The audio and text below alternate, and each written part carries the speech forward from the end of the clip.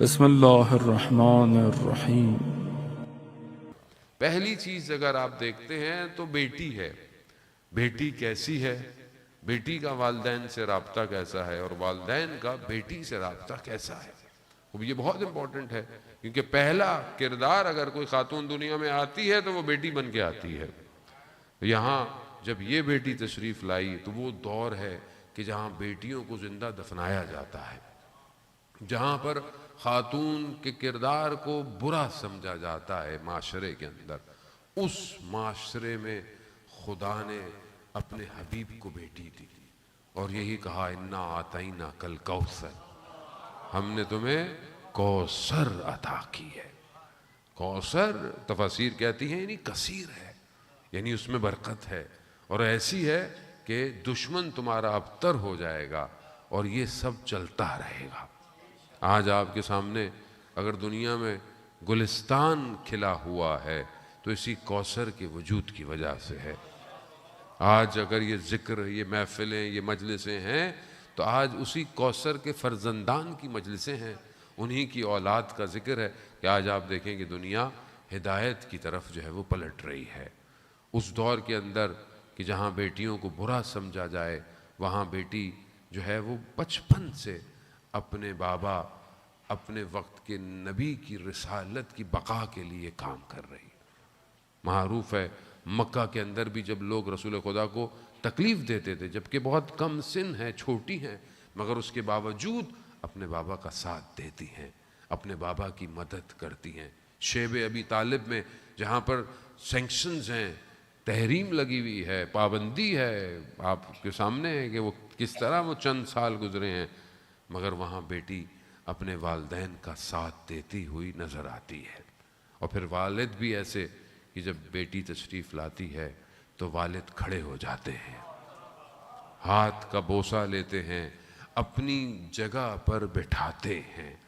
وہ یہ مقام صرف یہ نہیں کہ صرف بیٹی ہے، وہ بیٹی اس مقام پر ہے کہ خود رسول خدا ارشاد فرماتے ہیں کہ جب میں جنت کی خوشبو سونگھنا چاہتا تھا تو میں فاطمہ کو اہتمام کرتا تھا۔ یعنی حور الانسیاء ہے، یعنی اس عالم سے بشر کے لبادے کے اندر ایک شخصیت روئے زمین پر اتری ہوئی ہے۔ اس مقام پر آپ سوچیں کہ کیسی تربیت ہوگی، کیا مقام ہوگا، والدہ کا مقام، والد کا مقام، خدا نے بھی کیا کردار بنایا۔ ایسا گلستان کا وہ گل، ایسا پھول بنایا کہ آپ اس کے اطراف میں دیکھیں تو ایسی شخصیتوں کی پرورش ہوئی ہے کہ کائنات پوری انہی شخصیت کے اوپر ڈیپینڈنٹ ہوئی بیٹھی ہے۔ شوہر بھی ایسا کہ جس کے علم کے جیسا کوئی نہیں، جس کے تقوی کے جیسا کوئی نہیں، جس کے حلم کے جیسا کوئی نہیں۔ اسلام کی بقا کے لیے مولا کائنات کا کردار مخفی نہیں ہے۔ پھر اس کے بعد جب اولاد دی تو ایسی اولاد کہ سید الشباب اہل الجنہ، ان الحسین مصباح الہدی و سفینۃ النجات کر دیا۔ بیٹیاں بھی دیں تو زینب و کلثوم جیسی کہ جنہوں نے اسلام کی بقا کے لیے اپنا سب کچھ لٹا دیا۔ اب یہ آسان نہیں ہے کہ ایک اللہم صلی علی محمد۔ تو یہاں اگر ہم تھوڑا سا رک کر دیکھیں کہ ایک بیٹی کا کردار کیسا ہونا چاہیے، تو عزیزان محترم ہم اپنے گھروں کی طرف توجہ دیں۔ ہمارے گھروں میں بیٹی کا کردار کیسا ہے، یا ہم اپنی بیٹیوں کے ساتھ کس طرح پیش آتے ہیں، بہت امپورٹنٹ ہے۔ روایات یہی کہتی ہیں کہ اگر بیٹی ہو تو ایک ہفتے تک، کچھ دن تک اس کا نام فاطمہ رکھو، اس کو فاطمہ کے نام سے پکارو، اور اس کے بعد اس کا کوئی بھی نام تم نے رکھنا ہے تو رکھو۔ اور ظاہر ہے کہ جب آپ یہ نام رکھیں گے تو اس کے اثرات جو ہے وہ مرتب ہونا شروع ہو جائیں گے۔ مگر افسوس کہ ہم آج اتنے عقل اور اتنا سب کچھ کے باوجود بھی آج ہمارا معاشرہ ویسے ہی ہے۔ کسی کی بیٹیاں زیادہ ہوں تو ہمارے تانے ہوتے ہیں۔ مجھے بعض اوقات لوگ یہ پیغام بھیجتے ہیں کہ مولانا صاحب اتنا افسوس ہوتا ہے کہ مطلب صرف ہماری بیٹیاں ہیں تو لوگ ہمیں یہ کہتے ہیں کہ خدا نے تم پر عذاب نازل کیا ہے کہ تمہاری بیٹیاں ہیں۔ نہیں آج بھی آپ دیکھیں کہ معاشرہ ایسا ہی ہے. یہ تو جب تک کہ خوب انسان جو ہے وہ خود اس میں آتا ہے تو پتہ چلتا ہے. شاید میں بھی باتیں کروں اور ہو سکتا ہے کہ صرف میری بھی بیٹیاں ہوں تو انسان دیکھیں آپ کے سامنے معاشرے کا پریشر, گھر والوں کے پریشر, خاندان کے پریشر, جبکہ خدا نے اپنے حبیب کو, حبیب سے بڑھ کر تو کائنات میں کوئی نہیں ہے, تو جو سب سے بہتر ہو سکتا تھا خدا نے اپنے حبیب کو عطا کیا, اور وہ ایک بیٹی دی ہے.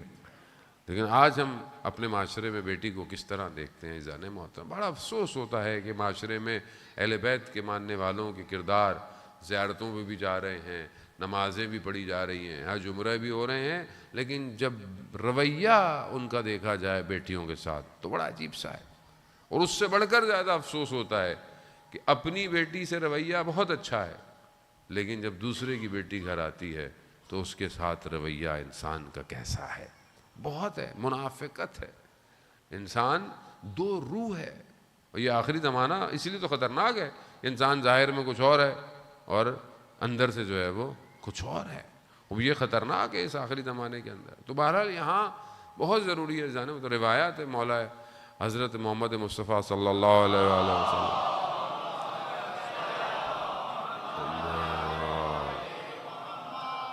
رسول خدا ارشاد فرماتے ہیں کہ جب بیٹی گرے تو اس کو اٹھا لیا کرو, اور جب بیٹا گرے تو اسے سختیوں میں پلنے دو. کیوں؟ کیونکہ کل بیٹی کے نصیب کا پتہ نہیں کہ اس کے نصیب کیسے ہوں گے. خب اگر آپ دیکھیں کہ بہرحال جب تک رسول خدا زندہ رہے تو بیٹی کو کوئی تکلیف ہونے انہوں نے نہیں دی. کس طریقے سے بیٹی کے ساتھ پیش آتے رہے, کتنی تلقین بیٹی کے لیے کرتے رہے, بیٹی کے دروازے پر کس طرح جاتے تھے, خوب یہ آپ کے سامنے ہے. تو یہ پہلی ذمہ داری بیٹی کی پرورش ہے. اور آج کے اس دور میں کہ جو سوشل میڈیا کا دور ہے, بڑا خطرناک دور ہے, یہاں پر بہت زیادہ ذمہ داری ہے والدین کی کہ ایک اچھی بیٹی معاشرے کو دینا, چاہے اس کی تربیت ہو, چاہے اس کی تعلیم ہو, چاہے اس کا اخلاق ہو, چاہے اس کا کردار ہو.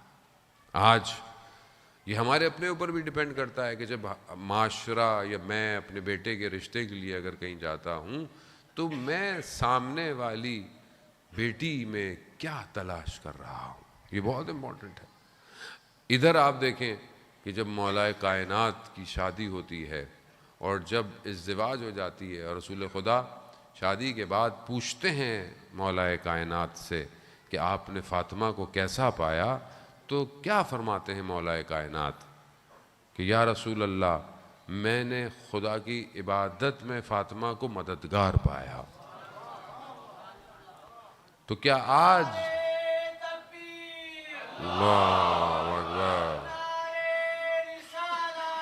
یا رسول اللہ,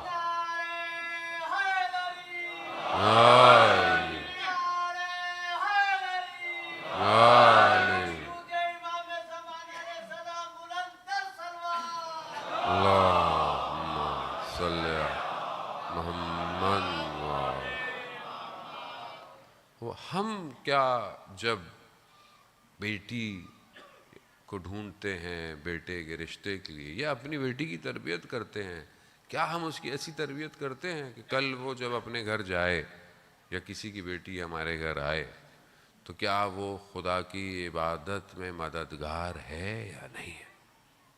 ہم اتنے زیادہ مادے میں پھنس گئے ہیں, میٹلسٹک ورلڈ میں پھنس گئے ہیں, ہم تو ہر چیز مادے سے کمپیئر کر رہے ہیں. کوئی یہ نہیں پوچھتا کہ عبادت کیسی ہے لڑکی کی, لڑکی کا حجاب کیسا ہے, لڑکی کا اخلاق کیسا ہے, لڑکی کا کردار کیسا ہے. اور نہ ہم اتنے پریشان ہوتے ہیں کہ ہم بھی بچی کی اچھی تربیت کریں. جب تک باطن پاک نہیں ہوگا, بطن سے نکلنے والا بچہ وقت کے امام کی نصرت نہیں کرے گا. یہ یاد رکھیے گا, کیونکہ بہرحال امام کو وہ چاہیے کہ جس کی ماں کی گود ایسی ہو جو بچپن سے اس کی ایسی تربیت کرے, امام کے لیے قربانیاں دے سکے. آپ کے سامنے فلسطین میں ہونے والے واقعات اور ملبوں کے نیچے دبے ہوئے لاشیں اور چھوٹے چھوٹے بچے اس کے باوجود ماؤں کے حوصلے، ماؤں کے وہ وجود، ان کی تربیت کو دکھا رہے ہیں۔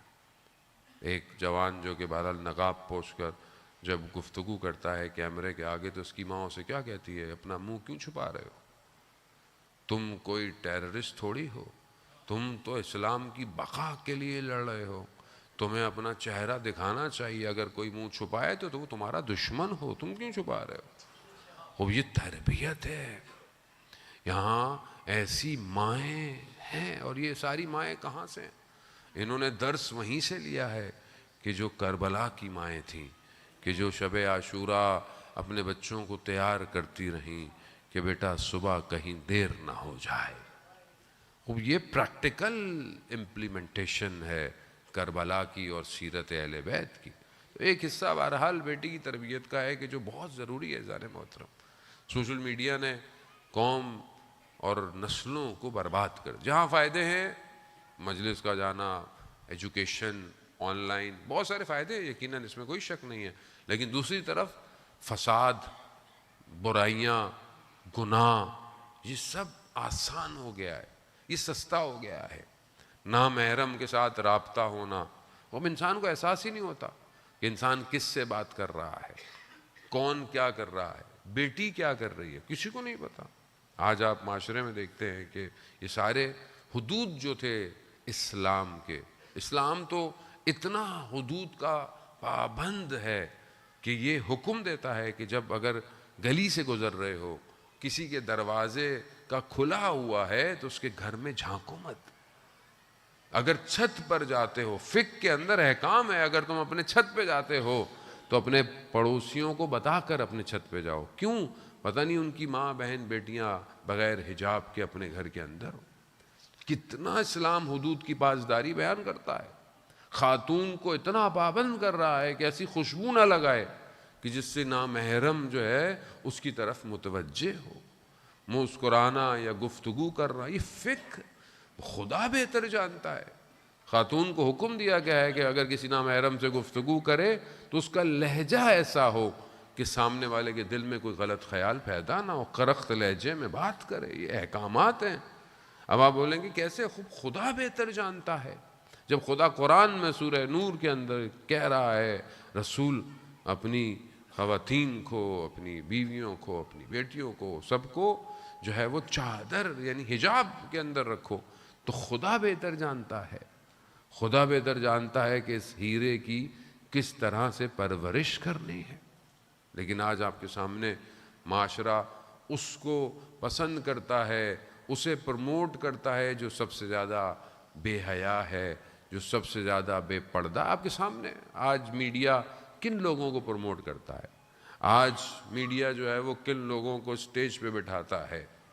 آج بہت معاشرے میں کم ایسی خواتین ہیں کہ جنہوں نے کوئی، ایسا نہیں ہے کہ اچیومنٹ نہ کریں، ایجوکیشن نہ کریں، پروفیشنل کیریئر نہیں ہونے، سب کچھ ہونا چاہیے۔ اسلام کہیں منع نہیں کرتا، اسلام کوئی بیریئر نہیں لگاتا، لیکن پہلی چیز جس کی اسلام توجہ دیتا ہے وہ گھر ہے۔ اگر گھر خراب ہو رہا ہے تو پھر کوئی بھی چیز فائدہ مند نہیں ہے عزیزان محترم۔ تو یہاں پر فاطمی کردار ادا کرنا بہت ضروری ہے۔